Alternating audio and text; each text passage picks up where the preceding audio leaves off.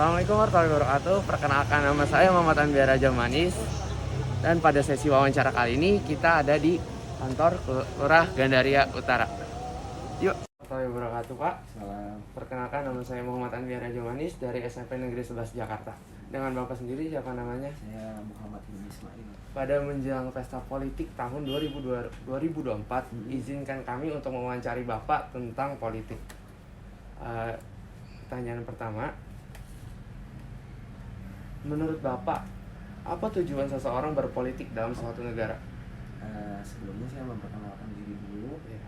Saya mantan panitia pemungutan suara di tingkat kelurahan periode 2014 sampai 2019. Jadi sudah 3 kali melaksanakan penyelenggaraan pemilu di tingkat kelurahan. Untuk pertanyaan pertama tadi, berpolitik dalam suatu negara. Tujuan seseorang berpolitik itu orientasinya adalah kekuasaan. Karena mereka mengejar target. Ya, tidak mungkin seseorang itu mengejar target itu mati-matian.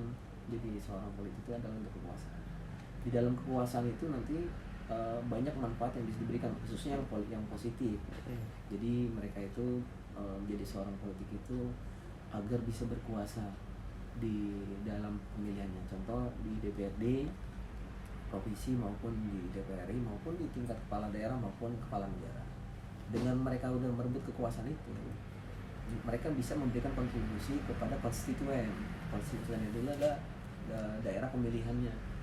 Jadi mereka bisa membuat regulasi, membuat sebuah peraturan, kebijakan yang ujung-ujungnya harus menjadi nilai manfaat untuk masyarakat. Jadi tujuan berpolitik untuk kekuasaan. Pertanyaan selanjutnya, menurut Bapak, apa kelemahan politik yang ada di Indonesia? Yang kelemahan politik itu ada 2 ya, kelemahan positif dan kelemahan negatif. Kalau untuk kelemahan negatifnya, situ satu adalah pengawasan. Jadi kekurangan politik di Indonesia itu adalah pengawasan. Kenapa ada pengawasan? Kita merujuk kepada penyelenggaraan pemilu beberapa periode sebelumnya, itu banyak sekali pelanggaran-pelanggaran yang dilaporkan ke Bawaslu RI maupun ke tingkat Mahkamah Konstitusi. Di Mahkamah Konstitusi itu adalah penyelesaian perselisihan hasil pemilu. Jadi kekurangannya adalah di bagian pengawasan. Walaupun sistem pemilu ada di Indonesia itu adalah jujur, bebas, adil, dan rahasia, tetap aja yang namanya manusia kan pasti ada niat seseorang itu untuk berlaku curang dan sebagainya. Oke, pertanyaan selanjutnya akan dibawakan oleh teman saya. Menurut Bapak, apa kelebihan dari sistem politik yang ada di Indonesia?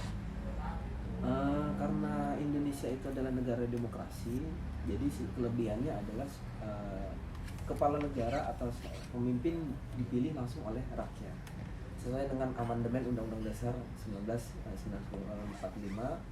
Jadi Indonesia itu lebih sifatnya lebih demokratis, tidak monoton, pemimpin dipilih oleh salah satu golongan atau salah satu kelompok.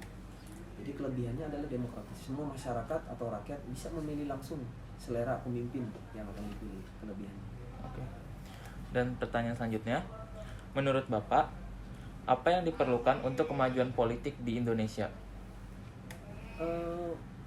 Yang perlu dilakukan adalah membangun kesadaran berpolitik yang sehat. Seperti apa contohnya?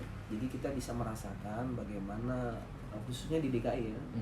Khususnya di DKI adalah pilkada 2017, pilkada kemarin 2017 dan pilpres 2019 itu masyarakat masih terpecah belah, masih berkubu-kubu, dan seharusnya kalau kita menggunakan sistem demokrasi, politik hanya sementara.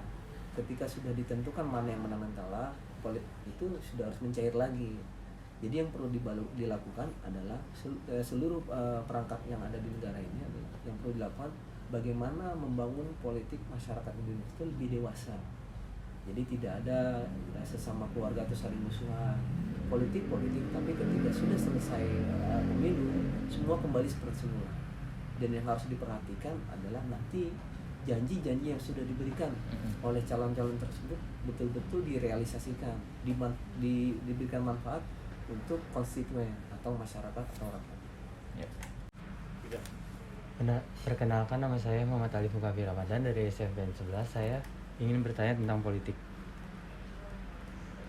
Menurut Bapak, apa saran untuk politik di Indonesia? Saran untuk politik Indonesia adalah menurut saya secara pribadi, mohon sekiranya para pemangku kepentingan yang ada di DPR RI mengkaji kembali tentang presiden threshold 20%. Karena apa? Semakin turun presiden threshold, maka akan semakin banyak calon yang bisa dijaring dari untuk calon presiden threshold. Mohon itu dikaji ulang, apakah menurunkan persentase presiden threshold dari 20% menjadi berapa persen, agar apa? Agar calon yang akan diusung partai politik itu semakin banyak dan bisa memberikan politik yang sehat di Indonesia.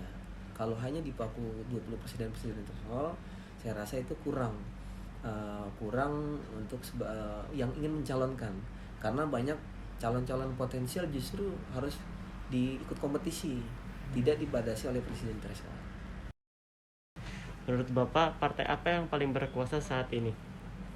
Kalau bicara partai berkuasa itu ada dua definisi. Satu, partai penguasa pemenang pemilu, suara terbanyak nasional. Ada partai koalisi pemerintahan. Karena apa disebut partai kuasa? Karena mereka yang menjalankan roda pemerintahan. Jadi untuk partai pemenang pemilu, partai yang berkuasa adalah PDI Perjuangan dengan persentase lebih daripada partai-partai yang lain. Untuk partai yang berkuasa lainnya adalah yang masuk dalam koalisi pemerintahan. Mereka yang menjalankan pemerintahan, baik itu kabinet maupun kepala negara. Jadi ada dua yang berkuasa, satu partai yang memenangkan pemilu 2019 dan partai yang berkuasa adalah partai yang masuk ke dalam koalisi pemerintah. Perkenalkan, nama saya Keisha Adrian. Saya adalah salah satu siswi dari SMP Negeri 11 Jakarta.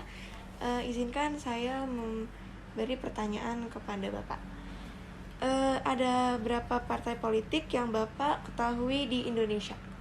Untuk penyelenggaraan pemilu 2024 sesuai dengan hasil pleno KPU RI Semalam yang sudah mendapatkan nomor urut ada 17 partai. 3 partai politik baru yang sudah ditetapkan oleh KPU. Sisanya 14 adalah partai politik yang sudah mengikuti pemilu 2019.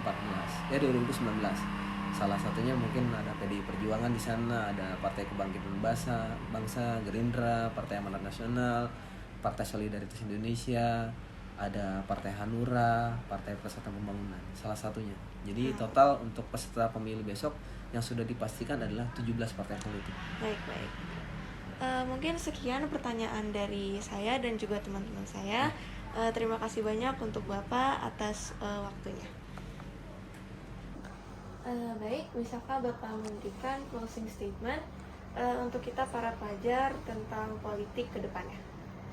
Baik adik, saya atas nama pribadi mengucapkan terima kasih sudah datang ke sini jauh-jauh dan berdiskusi tentang politik. Justru saya senang ada kawan-kawan dari pelajar yang melek terhadap politik. Pesan saya adalah silakan adik-adik nanti kalau sudah punya hak pilih, digunakan sebaik-baiknya hak pilih tersebut dan jangan asal pilihlah calon pemimpin yang betul-betul mempunyai visi misi untuk kebaikan dan kemajuan bangsa Indonesia.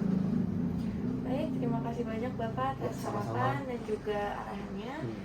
Mungkin sekian dari kelompok kami, pertanyaan dan juga wawancaranya. Terima kasih atas waktu Bapak. Sama-sama.